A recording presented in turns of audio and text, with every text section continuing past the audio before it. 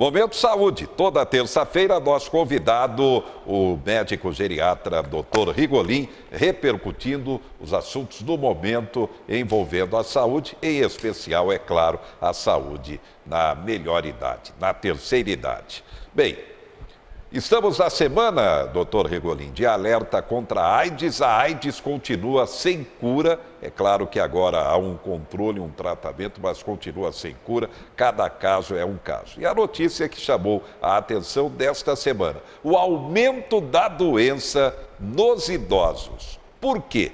O senhor comenta. Sim, isso vem já há algum tempo. Esses dados vêm aparecendo.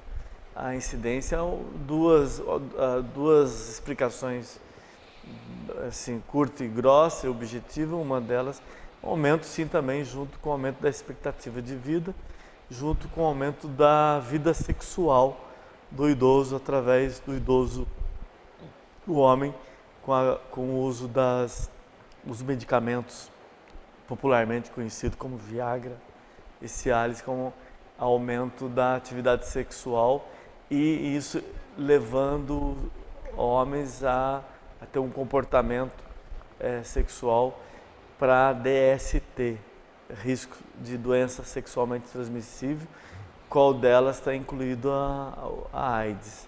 É uma preocupação. Eu gostaria, para ao invés de falar sucintamente de AIDS, reforçar aqui nesse momento que eu estou aqui junto com o Zé Henrique, já há algum tempo fazendo esse programa Momento Saúde, que sem nenhum projeto aqui de ser o sabichão, o que responde tudo, mas trazer para o seu assinante, a sua audiência, reflexões que você possa usar e possa buscar mais informações. Mas o que eu gostaria de dizer, de pensar, o Zé fez aqui um retrospecto da AIDS na década de 80 e a AIDS agora em 2019. O quanto tem-se de progresso, sim. Nós estamos próximo da cura da AIDS? Parece que sim, porque você consegue, com medicamentos, né, da AIDS, quase que zerar, né, a ação viral da AIDS. E com perspectivas de quão grande foi o investimento na doença, com a vacina, né? Então uma época para a gente comemorar, pensando na década de 80, que eu ainda era jovem estudante de medicina, o que eu assisti na época, de quanto de alarmante, e hoje o quanto tem de sucesso e tranquilizante, e tranquilizador. Ao mesmo tempo, esse estudo que o Zé Henrique refere, aparece o jovem como uma prevalência na AIDS e o idoso. Então, são dois extremos preocupantes. No idoso, pensar que o idoso deve ficar atento, principalmente com as medidas de proteção, com o uso de preservativos e atenção, né, com o comportamento sexual, porque junto com essa pesquisa do aparecimento da AIDS no idoso, apareceu também recrudescimento da sífilis, que é uma doença ainda antes da década de 80, que é uma doença mais antiga ainda. Então, a volta da sífilis, que é uma doença sexualmente transmissível. Então, fica aí a minha preocupação e a minha alerta para as famílias, né, a lidarem com isso, com os seus idosos, ficarem atentos com esse comportamento do idoso. Lembrar, Zé Henrique, ainda de comportamento sexual na terceira idade, no idoso, que pode ter uma manifestação, às vezes, de atitude desinibida. O idoso pode ter começar a ter uma atitude desinibida sexualmente por conta de uma doença chamada DFT. O médico tem um hábito de usar siglas, né? Você me desculpa aí os seus assinantes, a audiência do Zé Henrique, é demência frontotemporal. Que a demência frontotemporal, que atinge mais essa região temporal do cérebro, desinibe alguns comportamentos e passa a ter um comportamento sexual e passa a frequentar né,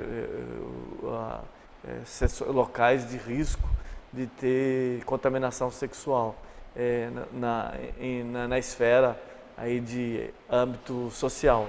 Então, essa é as minhas dicas e minhas orientações. E é claro, antes de mais nada, com reflexo dentro de casa, na própria família, quando há uma família. Não, doutor Henrique? Sim, com grande transtorno eu tenho vivido. Zé Henrique, se tem um sofrimento familiar que eu vejo quando acontece, as famílias que passaram por isso, ou que passam por isso, sabem disso, que quando um homem, um idoso dentro de casa, tem um comportamento sexual de risco, de alteração e que vai em busca diária de risco de sexo na prostituição, ele causa um grande sofrimento familiar para os filhos, ou para a esposa, para o entorno, porque ele fica exposto a ser chantageado, a ser aviltado, perde a sua dignidade, ele passa a ser vítima de impostores, né, desse mundo, às vezes marginal lá. Então é importante ficar atento que essa pessoa precisa de ajuda e de proteção. Dezembro laranja. Sim. Verão, começa o verão, preocupação em relação ao câncer de pele. O senhor começa. Sim, mais uma vez, Zé Henrique, eu peço desculpa novamente de repetir, eu sou médico, geriatra, mas eu tenho uma responsabilidade de um papel de comunicador da saúde, e não explicando algo, ninguém me falou nada disso, mas eu não sou o sabichão da medicina, eu tenho um papel de comunicador da saúde, de dar dicas, então eu peço licença poética na minha experiência, meus anos de estudo e professor e médico, dizer que eu estou aqui para fazer alertas e reflexões. Reflexões essa, no mês de dezembro, chamado mês o laranja, mais uma cor de preocupação com o câncer de pele. Fatores de risco para o câncer de pele, que é o nosso verão, é intenso e extenso, né? Então você deve se proteger do sol das maneiras mais simples possível. A busca pela sombra, a busca por proteção, o boné, né, o chapéu. O chapéu é interessante que os carteiros, que é o chapéu de legionário. Você sabia, Zé Henrique, que aquele chapéu chama chapéu de legionário? Que ele tampa a careca, que é o meu caso, e tampa também as orelhas e o pescoço. Protege bem. Protege bem. Porque as pessoas esquecem, às vezes, que é só protetor, não dá conta. Os protetores solares, às vezes, são caros, às vezes a população não tem acesso, né, financeiro a usar o protetor, ou não lembra de passar o protetor. Então, às vezes, fica mais simples ter um chapéu desse.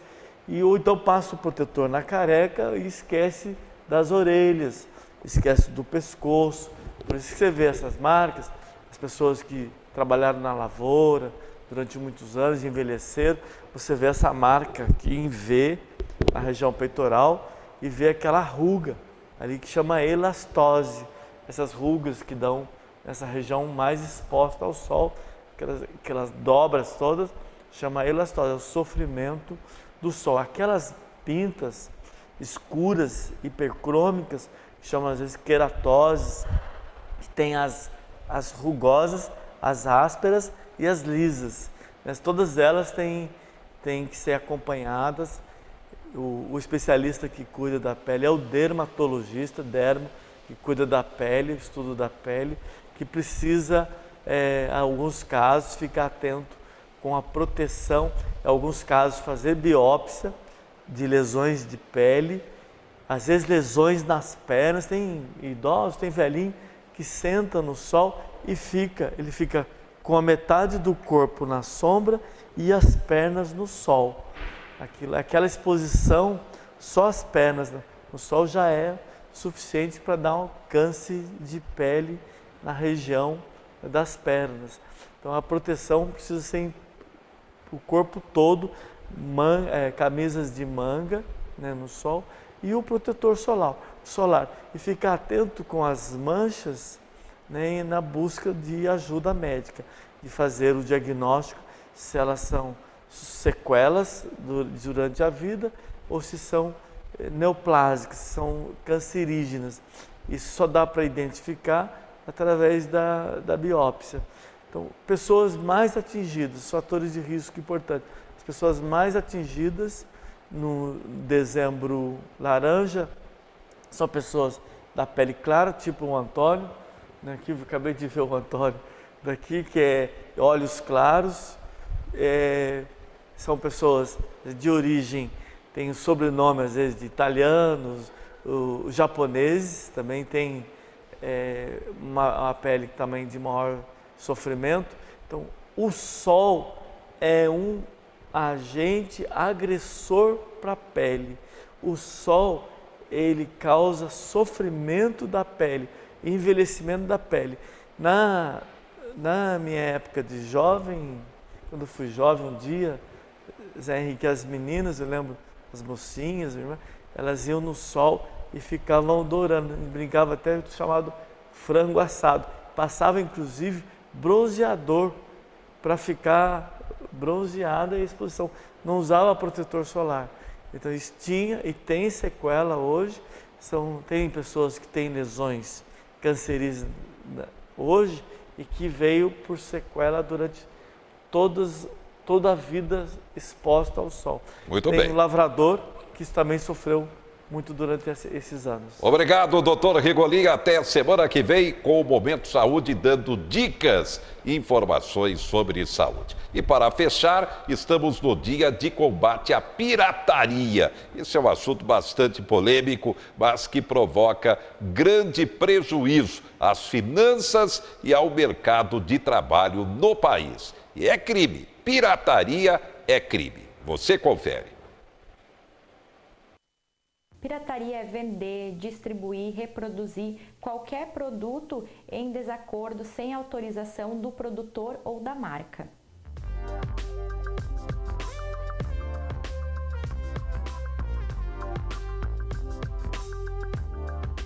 A pena ela varia de acordo com a gravidade da pirataria, mas ela pode ir até de 3 meses e no máximo até 4 anos.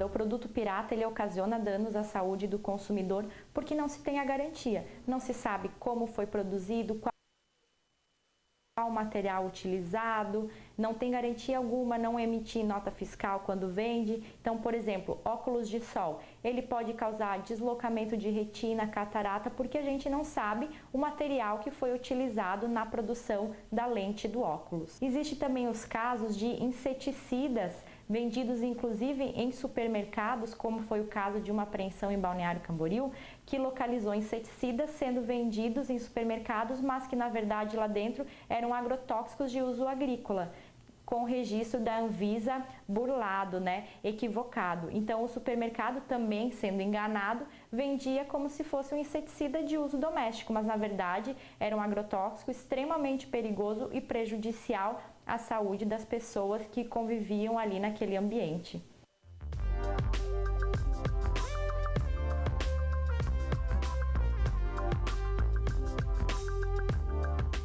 Os produtos piratas muitas vezes são de fácil visualização.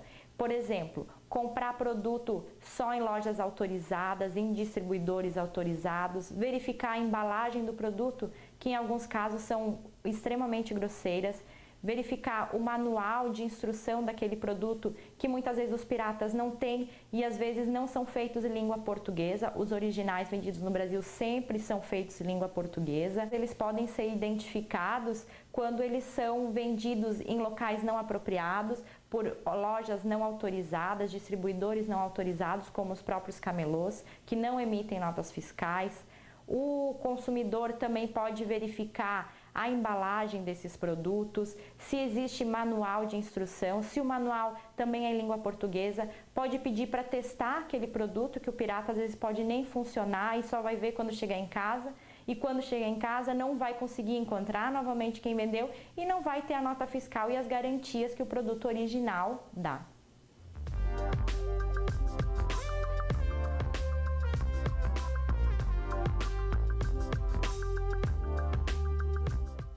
O MP trabalha sempre em parceria com outros órgãos, seja com a Polícia Militar, com a Polícia Civil, com o Conselho Estadual de Combate à Pirataria, realizando as fiscalizações conjuntas em feiras que acontecem nos municípios, por exemplo, que não emitem nota fiscal, que trazem produtos de outros estados, de outros países para vender na cidade sem a garantia para o consumidor. Então trabalha nessa repressão e também na prevenção, na educação dos consumidores para que eles só adquiram produtos originais, produzidos respeitando os direitos autorais.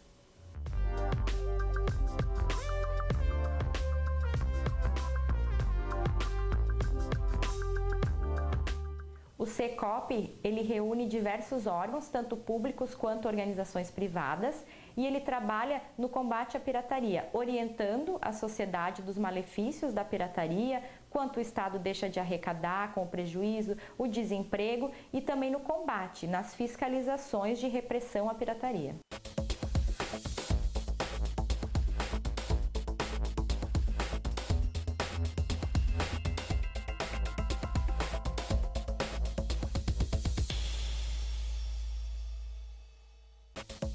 Quatro Notícias. Oferecimento Unimar EAD. Tradição e qualidade ao seu alcance. Acesse unimar.br. Taust, faz toda a diferença. E Menin Engenharia.